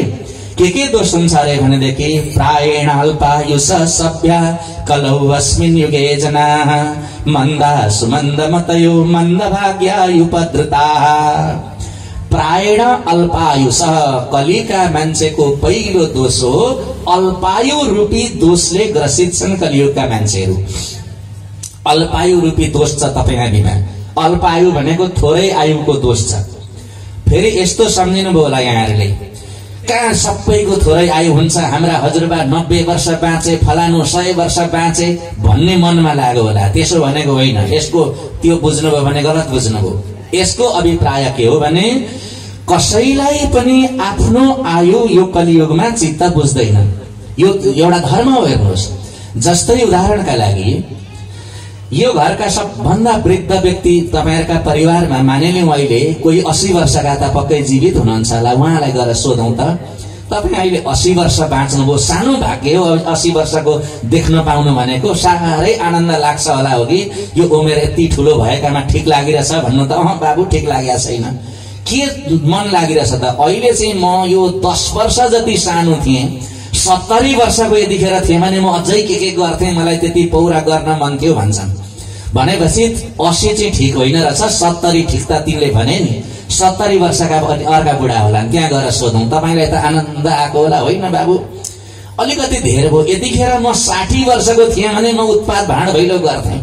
अब अर्को 60 वर्षकालाई गएर सोधौं तिमीलाई ठीक लागिरहेछ? होइन अलिकति धेरै बुढो भए हौ, अहिले चाहिँ म 45-50 को थिएँ भने भाँड भैलै गर्थे। अब यहाँ 45 वर्षका पनि होलान् भाइहरू, गएर सोधौं त तपाईलाई त ठीक लागेको होला होइन? 45 होइन, अलिकति 10 वर्ष चाहिँ धेरै भयो। यस बेला म 30-35 को हुनु पर्थ्यो, अनि चाहिँ म देखाइदिन्थे। 30-35 को अर्को भाइ छ त, उसले त देखाउनु पर्ने त। ल देखाउ त, मलाई पनि यो धेरै भयो, अहिले म 20 वर्षको थिएँ भने अनि चाहिँ म गर्थे। 20 वर्षकालाई गएर सोध्नु त, यो पल्लो घरको सौरभ भाइ त 20 वर्षै पुग्यो होला, तँलाई त ठीक लागेको होला भन्नु त? होइन हो, म पनि धेर भयो, यतिखेर म 10-12 वर्षको थिएँ भने के गर्थे भन्छ होला त्यसले। त्यो 10-12 वर्षकालाई सोध्नु त, त्यसलाई अब 5-6 वर्षको हुन मन लागेको छ।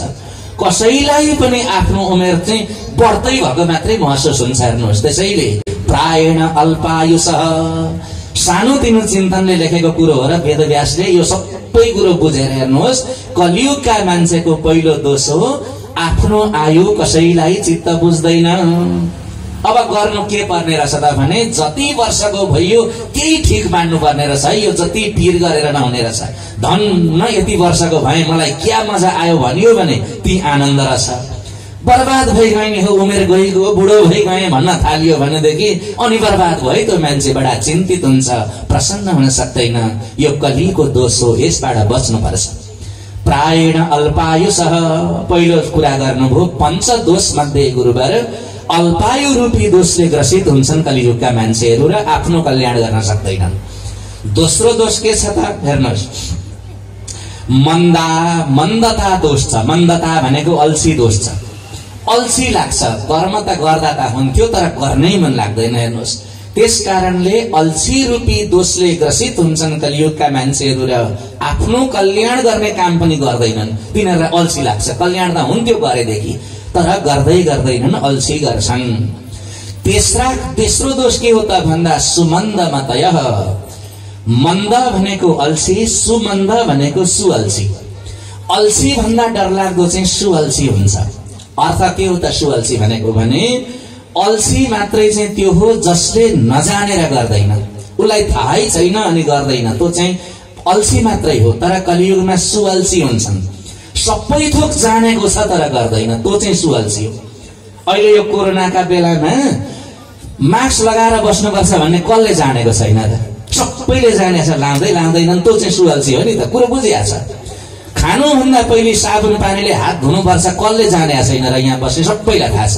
ल अहिले यहाँ प्रसाद बाँड्दै आउँदा कसैले हात धोए त आधी धोलान्, किनकि उनीहरूले जानेका छन् तर गर्दैनन्। क्या सुअल्छी चाहिँ यो डरलाग्दो हुँदो रहेछ। बिहान घाम झुल्किने बेलासम्म सुत्न हुँदैन भन्ने कुरा कलियुगमा सबैले बुझेका छन्।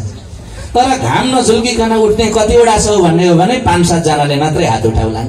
त्यो सुअल्छी हो कि होइन त? बुझेको छ कुरो गर्दै गर्दैन हो। कलियुगमा यो दोष चाहिँ बडा डरलाग्दो छ। मन्दा सुमन्द मतय, सुमन्द दोष, सुअल्छी दोष चाहिँ कलियुगमा छ। यो 3टा भए। चौथो दोष के छ? मन्द भाग्य। कलियुगका मान्छेलाई भाग्यले पनि ठग्छ है। यो भाग्यमा विश्वास गर्न हुँदैन, कर्म गर्नुपर्छ। मान्छे उही गफ गर्ने मेरो म पनि भन्दिन्छु, गफ त बेग्लै कुरा हो, तर भाग्यले साँच्चै प्रभाव पार्छ। त्यो चाहिँ सत्य हो नि। एउटै घरमा जन्मिएका जुम्लिया छोरा जन्मिए भने पनि त बाबुआमाले विभेद गर्छन् र कसैलाई जुम्लियामा समान आहार दिन्छन्, समान विहार दिन्छन्, वातावरण एकै खालको हुन्छ। तर एउटा चाहिँ कति उच्च तहमा पुग्छ, एउटा खतम बिग्रिएर हिँडेको पनि त देखिएको छ नि त। त्यो के हो त? भाग्य त्यस्तो हुन्छ। हेर्नुहोस्, साँच्चै कुरा हो त्यो। त्यसैले कलियुगका मान्छेलाई भाग्यले पनि साथ दिँदैन। यो चौथो दोष हो। र 5औं दोष हो युपत्रता। कर्म गर्दाखेरि विघ्न बाधाहरू पर्छन् कलियुगका मनुष्यसँग।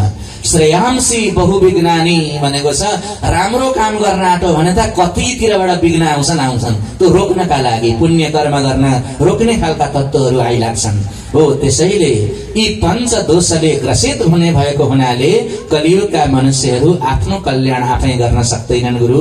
र कलियुगका मनुष्यलाई कल्याण गर्ने सजिलो उपाय बताइदिनुहोस्। यो पहिलो प्रश्न। दोस्रो प्रश्न सोध्नुभयो, भूरिणी भूरि कर्माणि श्रोतव्यानि विभागशः अत साधुत्र यत्सारं समुद्धृत्य मनीषया। हे सुतजी, कल्याण गर्ने उपाय त प्रशस्त शास्त्रमा लेखेको होला, तर शास्त्र धेरै छन्, समय थोरै छ, हामी पढ्न पनि सक्दैनौं र पढियो भने पनि हामी बुझ्दैनौं। त्यसैले सबै शास्त्रको सार के हो त्यो कुरो बताइदिनुहोस्। यो दोस्रो महत्त्वपूर्ण प्रश्न गर्नुभयो। अनि तेस्रो प्रश्न सोध्नुभयो कि देवक्याम वसुदेवस्य जातो यस्य चिकीर्षया। भगवानले बेला बेलामा अवतार लिएर आउनुहुन्छ। भगवानले अवतार लिनुपर्ने प्रयोजन के हो? किन भगवानले अवतार लिनुहुन्छ? यो प्रश्नको उत्तर दिनुहोस्। चौथो प्रश्न गर्नुभयो, भगवानले अवतार लिएपछि विभिन्न प्रकारका लीलाहरू गर्नुहुन्छ। नौनी घिउ किन चोर्नु पर्यो, गाई किन चराउनु पर्यो, 14 वर्ष किन वनवास जानु पर्यो, बलिराजाका दरबारमा किन भिक्षुक भनेर जानु पर्यो, यी सारा लीलाहरू भगवानले गरेको देखिन्छ। यो लीला गर्नुको रहस्य के हो यो बताइदिनुहोस्। चौथो प्रश्न। 5औं प्रश्न गर्नुभयो, हे गुरुवर, भगवानका मुख्य मुख्य अवतार चाहिँ कतिवटा कुन कुन छन् त्यो बताइदिनुहोस्। र अन्तिम प्रश्न गर्नुभयो, ब्रूहि योगेश्वरे कृष्णे ब्रह्मण्डे धर्मवर्मणि संकाष्ठा मदनोपेते धर्म कम शरणं गतः। कि अब योगेश्वर भगवान कृष्णले यो धरती लोकमा लीला गरेर गइसकेपछि धर्म कहाँ गएर अडियो, कहाँ बस्यो, कसको सहारा लियो, यो प्रश्नको पनि समाधान गरिदिनुहोस्। यी 6वटा प्रश्नहरू सौनकादि ऋषिहरूले सोध्नुभयो। संक्षेपमा के सोध्नुभयो भने, पहिलो प्रश्न कलियुगका मनुष्यलाई कल्याण गर्ने सजिलो उपाय के हो? दोस्रो प्रश्न सबै शास्त्रको सार के हो? तेस्रो प्रश्न भगवानले किन अवतार लिनुहुन्छ? चौथो प्रश्न भगवानले किन लीला गर्नुहुन्छ? 5औं प्रश्न भगवानका मुख्य मुख्य अवतारहरू के हुन्? र अन्तिम प्रश्न भगवान कृष्णले यो धरती छोडेर गएपछि धर्म कहाँ गएर बस्यो? यी प्रश्न सुनेपछि सुताजीले भन्नुभयो, बाबु हो, अब म तिमीहरूलाई भागवत कथा सुनाउँछु। यी सबै प्रश्नको उत्तर भागवतबाट तपाईहरू सुन्नुहोला। अब भागवत प्रारम्भ गर्नुभयो 2य अध्यायबाट र एउटा भजनको आनन्द लियौं हामी। त्यसपछि 2य अध्यायबाट सुतजीले बताउनु भएका प्रसंगहरू हामी सुन्दै जानेछौं। भक्तवत्सल भगवानको, पुराण पुरुषोत्तम भगवानको, कृष्णकाले निर्मोहीको दर्शन पाउला कहिले, राधा कृष्ण रटदा रटदै मर्न पाऊँ मैले। कृष्णकाले निर्मोहीको दर्शन पाउला कहिले, कृष्णकाले निर्मोहीको दर्शन पाउला कहिले। राधा कृष्ण रटदा रटदै मर्न पाऊँ मैले, राधा कृष्ण रटदा रटदै मर्न पाऊँ मैले।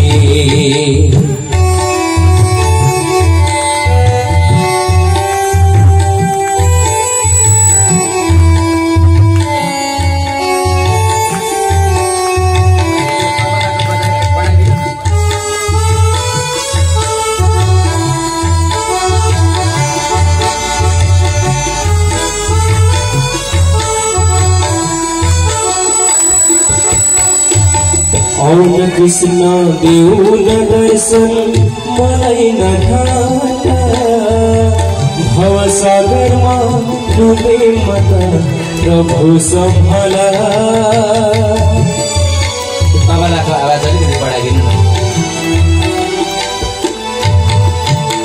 औन कृष्ण देऊ न दर्शन मलाई न घाटा, भवसागरमा डुबे मत प्रभु सम्हाला। आसुरियो सम्पत्तिको लोभ छुटाओ, आसुरियो सम्पत्तिको लोभ छुटाओ। तड़पी तड़पी रुन्छ धाम देखाओ, तड़पी तड़पी रुन्छ धाम देखाओ। कृष्ण काले निर्मोहीको दर्शन पाउला कहिले, कृष्ण काले निर्मोहीको दर्शन पाउला कहिले। राधा कृष्ण रटदा रटदै मर्न पाऊँ मैले, राधा कृष्ण रटदा रटदै मर्न पाऊँ मैले। श्याम सुन्दर भगवानको द्वितीय अध्यायमा पुगेपछि सुतजीले भन्नुभयो, हे ऋषिहरू हो, तपाईहरूले जुन 6वटा प्रश्न सोध्नु भएको थियो, यी सबै प्रश्नको समाधान श्रीमद् भागवतले मात्र दिन्छ। र मैले भागवत श्री वेदव्यासका शिष्य वेदव्यासका पुत्र सुकदेवबाट सुनेको छु र मेरा सुकदेव गुरुदेवलाई सम्झिएर म गुरु वन्दना गर्छु। त्यसपछि तपाईहरूलाई म भागवत कथा सुनाउँछु भन्नुभयो र सुकदेवलाई सम्झिएर सुतजीले गुरु वन्दना गर्नुभयो। यम प्रव्रजन्तमनुपेतमपेत कृत्यम द्वैपायनो विरह कातरा जुहाव, पुत्रेति तन्मयतया तरभो विनेदुस् तम सर्वभूतहृदयं मुनिमानतोस्मि। गुरु वन्दना गर्दाखेरि सुतजीले पहिले के भन्नुभयो भने, मेरा यस्ता गुरु जो जन्मिने बित्तिकै तपस्या गर्न भनेर जंगलमा जानुभयो। यम प्रव्रजन्तमनुपेतमपेत कृत्यम, जन्मिएपछि जात कर्म आदि संस्कार गर्नु पर्थ्यो, त्यो पनि नगरिकन प्रव्रज्य ग्रहण गरेर सन्यासी भएर जंगलतिर जानुभयो। अनि मेरा गुरु जंगलतिर जाँदाखेरि मेरा गुरुका पिता वेदव्यासले छोरा फर्केर आउन भनेर छोरालाई फर्काउनका लागि खेद्दै खेद्दै जंगलतिर जानुभयो। अनि सुकदेवले त उत्तर केही दिनु भएन, तर उहाँका तर्फबाट जंगलका लता वृक्ष वनस्पतिहरूले उत्तर दिए कि हे वेदव्यास, तिम्रो छोरो फर्केर आउँदैन भनेर उत्तर दिए। यस्ता सबैका हृदयमा बस्ने हाम्रा गुरुदेवका चरणमा सतत नमन गर्दछु भनेर सुतजीले भन्नुभयो। सौनकादि ऋषिहरू छक्क परेर सोध्नुभयो, सुतजी, जन्मिने बित्तिकै तपस्या गर्न जाने तपाईका गुरुको कस्तो जन्म थियो? जन्मिने बित्तिकै त कोही पनि तपस्या गर्न जान सक्दैनन्, सानो बाल्य अवस्था हुन्छ र तपाईका गुरु कसरी तपस्या गर्न जानुभयो यो कुरो बताइदिनुहोस्। अब सुतजी भन्न लाग्नुभयो। सुकदेवको जन्म इतिहास, सुकदेवको जन्म इतिहास चाहिँ कस्तो रहेछ भन्नुहुन्छ भने, एक पटक पछि हामी बुझ्दछौं यो सृष्टिको कथामा आउनेछ। ब्रह्माजीले मानसिक सृष्टि गर्दा पहिलो चोटि सनक, सनन्दन, सनातन र सनत कुमार 4 जना छोराहरूलाई सृष्टि गर्नुभयो। त्यसपछि ब्रह्माजीले 10 भाइ छोराहरू मानसिक सृष्टिका रूपमा गर्नुभयो। ती 10 भाइ छोराहरू जन्मिएपछि बाबु हो तिमीहरूले गृहस्थी गर भन्नुभएको। 10 भाइ मध्ये देवर्षि नारदले भन्नुभयो, म चाहिँ यो गृहस्थी गर्दिन पिताजी, अरु दाजुभाइहरूले चाहिँ विवाह गरून्। किन गर्दैनौ त भन्दा, विवाह गरियो भने दुःख पाइन्छ, त्यही भएर बिहे गर्दिन भन्नुभयो। नारदजीले दुःख पाइन्छ भनेर बिहे गर्नु भएन। अरू दाजुभाइहरूले भने नारद तिमीले गल्ती गर्यौ, विवाह गरिएन भने चाहिँ बुढेसकालमा दुःख पाइन्छ, त्यसकारण हामी चाहिँ गृहस्थी गर्ने भनेर 9 भाइले गृहस्थी गरे, नारदले चाहिँ गृहस्थी गर्नु भएन। एक दिन देवर्षि नारदलाई के लागेछ भने वास्तवमा बिहे गर्नेको जीवन र नगर्नेको जीवन कसको सुखी हुन्छ त, अब विचार गर्नु पर्यो भनेर देवर्षि नारद आफ्ना दाजुका घरमा पुग्नु भएछ। बेलुका झमक्क साँझ परेका बेलामा यसो बाहिरबाट चाहिँ विचार गर्नुभयो, नथा पाउने गरी गएर भित्र के गर्दैछन् भनेको दाजु र भाउजूको त राम्रैसँगले बाँड भैलो झगडा परिराखेको रहेछ। भाउजू पनि तथा नामुख छाड्दिरहेछन्, दाजु किन छोड्थे र। अनि यसो विचार गर्नुभयो, धिक्कारै होस् मेरा दाजु फस्नु फसेछन्, सुख पाइएला भनेर बिहे गरेका थिए, यस्तो झगडा गरेपछि कहाँ सुख हुन्छ र। यिनको जीवन बर्बाद परेछ, अर्का घरमा गएछन्।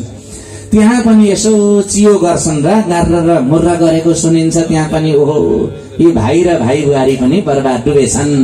अर्का घरमा गयो त्यही छ, अर्का घरमा गयो त्यही छ। पति र पत्नीको झगडा नपरेको त आफ्ना दाजुभाइ नै नरहेछन्। नारदलाई के लाग्यो भने मेरा दाजुभाइको मात्र यो समस्या हो कि अन्त पनि त्यसै गर्छन् त, विचार गर्नु पर्यो भनेर प्रत्येक गृहस्थीका घरमा जानुभएछ। तर पति पत्नीको कहिल्यै पनि झगडा नपरेको घर एउटा पनि भेट्नु भएन हेर्नुहोस् नारदजीले। त्यतिखेर अहिले आका भए पनि भेट्दैनथे होला नि, त्यतिखेर पनि भेटिएनछन्। अहिले हेर्नुहोस् तपाईहरू नेटतिर खोज्नु होला, जर्मनका एकजना विद्वानले एउटा पीएचडी गरेका छन् 8-10 वर्ष पहिले, समाजशास्त्रीले। संसारमा सबभन्दा धेरै झगडा कसको पर्छ भनेर उनले पीएचडी गरेका छन्। संसारभरि उनले अनुसन्धान गरेर के निष्कर्ष निकाले भने सबैभन्दा धेरै झगडा पति र पत्नीका बीचमा पर्दो रहेछ भनेर पत्ता लगाए उनले। अनि अर्काले फेरि अर्को विषयमा, ती चाहिँ जापानका हुन् क्या, मैले बिर्सेँ, सबैभन्दा राम्रो मेलमिलाप कसको हुन्छ भन्नेमा पनि पीएचडी गरेका छन्। उनको पनि बडा विचित्र निष्कर्ष निस्कियो, सबैभन्दा राम्रो मेलमिलाप पति र पत्नीको हुन्छ भनेर पीएचडी गरे तिनले पनि। यस्तो अचम्म पर्छ त यो त, सबभन्दा मिल्ने पनि त्यही रहेछ, सबभन्दा धेर बाँच्ने पनि त्यसैसँग पर्दो रहेछ। हेर्नुहोस्, अब यो त अहिलेको कुरा भयो। त्यतिखेर देवर्षि नारदले प्रत्येकका घरमा जाँदा पति पत्नीको झगडा कलह नभएको घर एउटा पनि भेट्नु भएन। अचम्म लाग्यो, मान्छेले किन बिहे गर्छन् होला? कसैका घरमा कसैलाई बिहे गरेर त शान्ति रहेन रहेछ त, कसैलाई चित्त बुझ्दो रहेन रहेछ। अनि यो संसारमा कसको चाहिँ घरमा कहिल्यै झगडा पर्दैन त पति पत्नीको भनेर ध्यान दृष्टिले हेर्नु पर्यो भनेर नारदजीले हेर्नु भएको त एउटा घर रहेछ, त्यो घरमा झगडा पर्दो रहेन रहेछ। त्यो घर थाहा छैन होला तपाईहरुलाई, म भनिदिइहाल्छु। यहाँ यो घर चाहिँ हो कि होइन है थाहा छैन, तर त्यो कहिल्यै पनि कलह नहुने घर चाहिँ रहेछ कैलाश पर्वतमा महादेव र पार्वतीको निवास। त्यहाँ कहिल्यै झगडा हुँदो रहेन रहेछ। नारदजीलाई बडा अचम्म लाग्यो, ओहो यत्रा दुनियाँ वैवाहिक पति पत्नीहरू झगडा नगरिकन आजसम्म बाँचेनन्, एउटा घरमा कहिल्यै झगडा हुँदैन, पत्ता लाउनु पर्यो यो कुरो चाहिँ भनेर देवर्षि नारद कैलाश पर्वतमा जानुभयो। अलिकति दाजु यो मोनिटरमा थोरै आवाज बढाइदिनु ल, यहाँ अलिकति सुनिँदैन, कम सुनिन्छ कि अन्त पर्दैन, मोनिटर भयो भने भयो। अनि त्यहाँबाट कैलाश पर्वतमा जाँदाखेरि दैव संयोग पार्वती माता एक्लै हुनुहुँदो रहेछ, महादेव घरमा नभएका बेला पुग्नुभयो। अनि मातालाई धन्यवाद गरेर नारदजीले सोध्नुभयो, आमा म त एउटा समस्या लिएर आएको हुँ, हजुरले समाधान गरिदिनु पर्यो। के समस्या हो नारद? नारदले भन्नुभयो, आमा म प्रत्येक गृहस्थीका घरमा गएर चियो चर्चो गरेँ, पति र पत्नीका बीचमा झगडा नहुने कुनै पनि दम्पति देखिन, तर हजुरका घरमा कहिल्यै झगडा हुँदो रहेन रहेछ। यो के कारण छ हजुरकामा चाहिँ कहिल्यै झगडा नहुनु, अन्त चाहिँ कहिल्यै मेलमिलाप नहुनु? मलाई त्यो उपाय बताइदिनुहोस् आमा, म त्यो लगेर सबै गृहस्थीहरूलाई सिकाइदिन्छु। भोलिदेखि कसैका घरमा पनि झगडा नहुने खालको वातावरण म बनाइदिन्छु। यो कुरो चाहिँ मलाई भनिदिनु पर्यो भनेर नारदजीले भन्नुभयो। पार्वती माताले भन्नुभयो, ठिक छ नारद, म उपाय बताइदिन्छु, तपाईहरुलाई काम लाग्छ है, ध्यान दिएर सुन्नु होला। के उपाय बताउनु भयो भनेदेखि, हे नारद, पति र पत्नीमा झगडा हुने मूल कारण के हो भने मनको कुरालाई मनमा दबाएर राख्नु। मनमा जे कुरो छ नढाँटिकन जस्ताको तस्तै श्रीमानले श्रीमतीलाई सुनाउँछ भने त्यहाँ झगडा हुँदैन। श्रीमतीले पनि मनका कुरा जस्ताको तस्तै श्रीमानलाई सुनाइन् भने त्यो घरमा पनि झगडा हुँदैन। मनभित्र एउटा कुरो छ, मुखले अर्को कुरा ढाँटेर भनिदिए भने अब झगडा त्यहीबाट सुरु हुन्छ। नारद यति हो झगडा हुनुको कारण। हाम्रा घरमा चाहिँ म पनि मनमा केही पनि लुकाउँदिन, जस्ताको तस्तै पतिदेवलाई सुनाउँछु, मेरा पतिदेव पनि मनका कुरा सबै मलाई सुनाउनुहुन्छ, त्यसकारण हाम्रा घरमा झगडा हुँदैन भन्नुभयो। नारदजीले मुसुक्क मुस्कुराउनु भएछ। के हो नारद भनेको, आमा तपाईँ साह्रै सिधा हुनुहुँदो रहेछ। तपाईलाई थाहा छ पुरुष हृदय त साह्रै कठोर पो हुन्छ त, कहाँ सबै मनका कुरा बताउँछन् र आमा, साह्रै कपटी हुन्छन् पुरुषहरू। महादेवसँग तपाईलाई भ्रम परेको रहेछ, मनका कुरा पटक्कै सुनाउँदैनन् पुरुषहरूले, त्यस्तो गर्छन् त आमा भन्दिनु भयो। पार्वती मातालाई दुःख लागेछ। होइन नारद तिमीले गल्ती भन्यौ, अरू पुरुषहरूको त्यस्तो स्वभाव भलै होला, तर मेरा पतिदेव त्यस्तो हुनुहुन्न, सारा मनका कुरा मलाई भन्नुहुन्छ नारद, मेरा पतिलाई दोष नदेऊ भन्नुभयो। नारदजीले भन्नुभयो म एउटा परीक्षा गरौं त आमा, कतिको मनका कुरा थाहा पाउनुहुन्छ? लु गर नारद, दुईटै परीक्षा गर। नारदजीले सोध्नुभयो आमा तपाईका पतिले भैरव रूप धारण गर्दाखेरि मुण्ड माला गलामा लगाउनुहुन्छ। मुण्ड भनेको खप्पर है। 108 वटा खप्परका माला लगाएर भैरव रूपमा प्रकट हुनुहुन्छ महादेव। ती 108 वटा टाउका कसका हुन् आमा तपाईलाई थाहा छ भनेर सोध्नुभयो। पार्वतीले भन्नुभयो त्यो त थाहा छैन नारदजी। खोइ त सबै मनका कुरा जान्नेले एउटा त माला कसका टाउकाको हो भन्ने त थाहा पाउनु हुँदो रहेन रहेछ। कहाँ तपाईलाई सबै कुरो महादेवले बताउनुहुन्छ त? बताउनुहुन्न। पार्वतीले भन्नुभयो यो कुरो मैले सोधेकी पनि त छैन नि नारद, मैले सोधेको भए बताइदिइहाल्नुहुन्थ्यो। अब तिमी फेरि अर्को पल्ट आऊ, म ठ्याक्कै पत्ता लगाएर तिमीलाई भनिदिन्छु। नारदजीले भन्नुभयो हुन्छ आमा, म 1 महिनापछि आउँछु है त, ती कसका टाउका हुन् पत्ता लगाइराख्नु होला भनेर नारदजी बिदा हुनुभयो। त्यसको 1-2 दिनमा कैलाशमा महादेवको आगमन भयो। अनि पार्वती माताले महादेवलाई दण्डवत गर्नुभयो, जलपान गराउनुभयो, आसनमा राख्नुभयो र प्रार्थना गर्नुभयो, प्रभु मैले सबै कुरा हजुरलाई सोध्थे, हजुरले बताउनुहुन्थ्यो, एउटा कुरा मैले सोध्न पनि बिर्सिएछु, हजुरले बताउन पनि बिर्सिबक्सियो, आज मलाई बताइदिनु पर्यो भनेर भनिन्। महादेवले भन्नुभयो हुन्छ पार्वती के बताउनु पर्यो लु सोधा भन्दा प्रभु, हजुरले भैरवको रूप धारण गर्दाखेरि मुण्ड माला गलामा लगाउनुहुन्छ, 108 वटा ती टाउकाहरू कसका हुन् आमा मलाई यो कुरो बताइदिनुहोस्। कसका हुन् प्रभु मलाई बताइदिनुहोस्। महादेवले भन्नुभयो पार्वती यो कुरो चाहिँ म तिमीलाई बताउन चाहन्न, यो बताउन हुँदैन। अब पार्वती भन्न लाग्नुभयो किन बताउनुहुन्न? सारा मनका कुरा बताउनेले त्यति कुरा बताउँदा के बिग्रिन्छ? महादेवले भन्नुभयो अनर्थ हुन्छ पार्वती, कतिपय कुरा यस्ता हुन्छन् कि पत्नीलाई पनि सुनाउन हुँदैन, म यो कुरा तिमीलाई भन्दैन भन्नुभयो। अब झगडा सुरु भयो हेर्नुहोस् कैलाशमा पनि, पार्वती भन्नै पर्छ भन्ने, महादेव म भन्दिन भन्ने।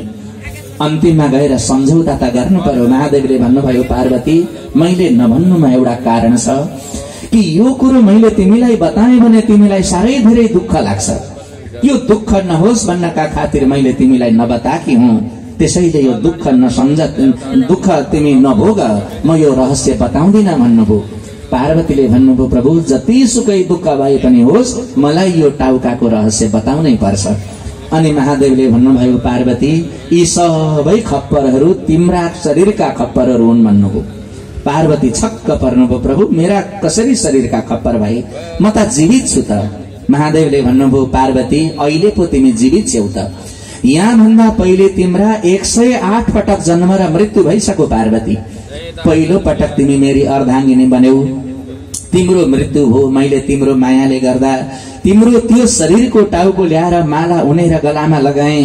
दोस्रो पटक तिमी जन्मियौ, फेरि मेरी अर्धाङ्गिनी बन्यौ, दोस्रो कल्पमा पनि मैले तिम्रै टाउकाको माला उनेर लगाए।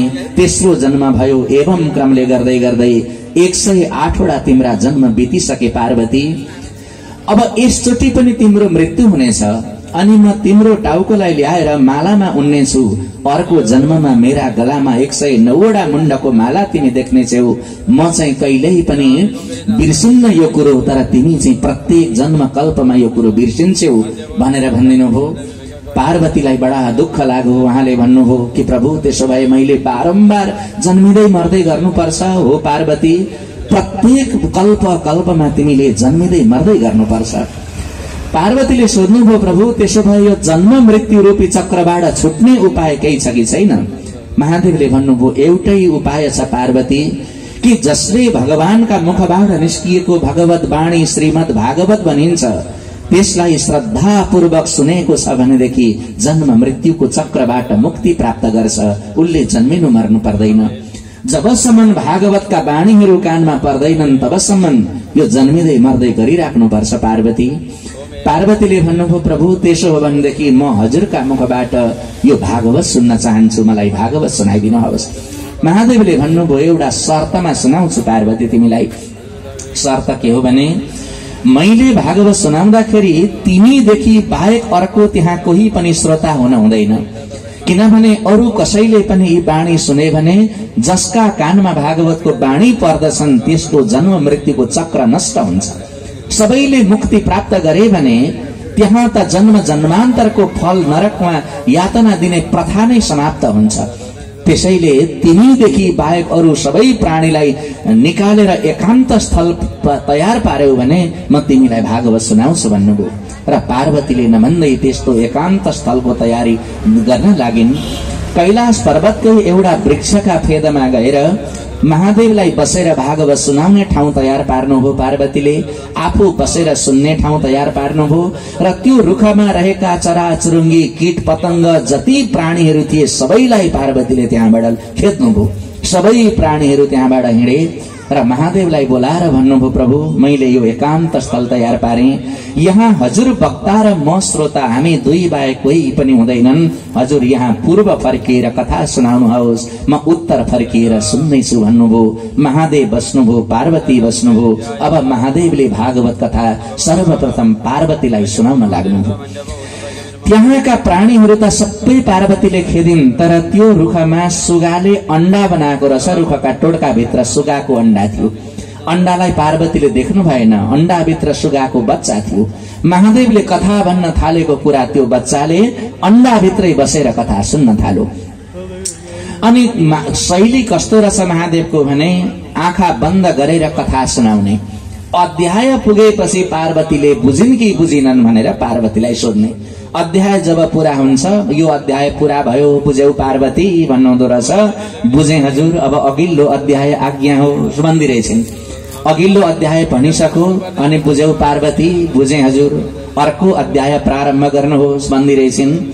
यसो गर्दै गर्दै कथा सुन्दै सुनाउँदै गए। अब पार्वती मातालाई बसेर त्यो कथा सुन्दाखेरि अल्छी पनि अलिअलि गर्दै बढ्न थाल्यो। हेर्नुहोस्, यो कथा भनेका ठाउँमा वक्तालाई भन्दा श्रोतालाई धेरै अल्छी लाग्छ। किनकि वक्ताले अल्छी लाग्यो भनेर धरै पाउँदैन। बोलेकै गर्नुपर्छ। श्रोतालाई आधी घण्टामा एकपल्ट जयकार लगाउन लाउने हो भने नि सुरुमा त खुब मजाले गर्छन् क्या। तेस्रो चौथो दिनदेखि मरि गए हात उठाए त के भन्नु र। यहाँ चाहिँ के गर्नुहुन्छ है, त्यो 2-3 दिन पछाडि विचार गर्नुला। नभए धेरै ठाउँमा म पनि गएको पुराण भन्न गएँ। पहिलो दिन दोस्रो दिन खुब मजाले जय जय भन्छन्। तेस्रो चौथो दिनदेखि बोल्दैनन्। त्यति अल्छी लाग्छ। श्रोताको त स्वभाव हो। पार्वतीलाई पनि अल्छी लाग्न थाल्यो। हेर्नुहोस्, अध्याय पछि बुझ्यौ भनेर सोध्नुहुन्छ, कतिपल्ट उत्तर दिनु? बुझे हजुर, अर्को अध्याय प्रारम्भ होस् किन भनिराख्नु? बुझे हजुर मात्रै भन्दा भइगयो नि, त्यो अर्को अध्याय प्रारम्भ गर्नुहोस् नभन्दा पनि त कथा भनिहाल्नुहुन्छ। अब पार्वतीले त्यो वाक्यलाई छोट्याउनु भयो।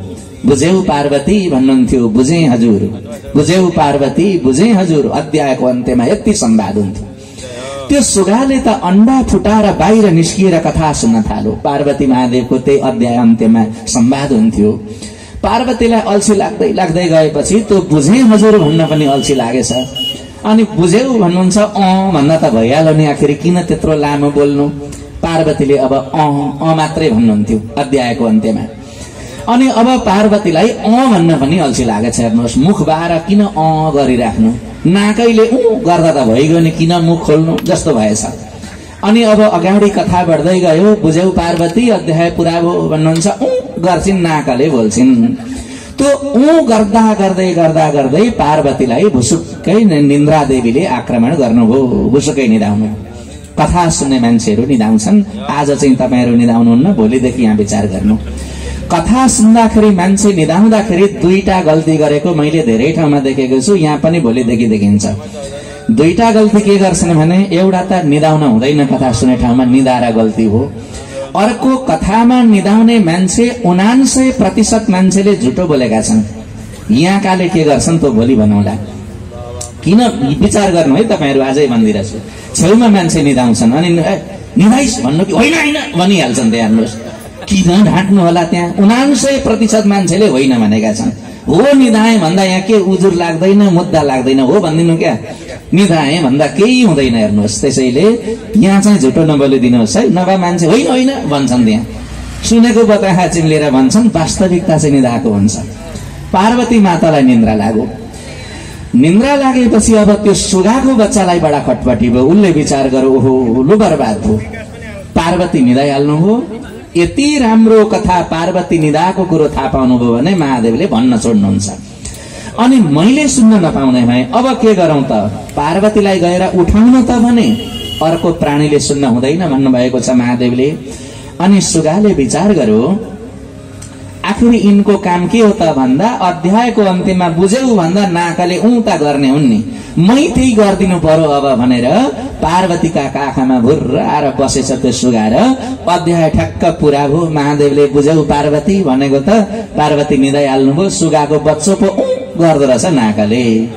फेरि अर्को अध्याय पुरा गर्यो, बुझ्यौ पार्वती गर्छ। गर्दै गर्दै सम्पूर्ण भागवत समाप्त भयो। नाम संकीर्तनम यस्य सर्व पाप प्रणाशनम प्रणामो दुःख शमनस्तम नमामि हरिम परम। यो अन्तिमको श्लोक हो। यति श्लोक भनिसकेर ल पार्वती कथा सकियो, अब तिमीले जन्म मर्नु पर्दैन भनेको त झल्यास बिउजिनु भएछ। प्रभु कतिखेर सकियो, म त निदाएछु भन्नुभयो। सुगा पनि भुर्र उडेर आँगामा गयो। महादेवले आँखा खोल्नुभयो, होइन पार्वती तिमी निदाकी छैनौ। प्रत्येक अध्यायमा म तिमीलाई सोधिराखेको छु, उत्तर दिइराखेकी छौ त, भनिराखेकी छौ त। पार्वतीले भन्नुभयो, होइन प्रभु, 10औं स्कन्धको उत्तरार्धसम्म चाहिँ मैले नै भनेकी हुँ। त्यसपछि म बोलेकै छैन, मलाई निन्द्रा लाग्यो, मैले थाहा पाइन।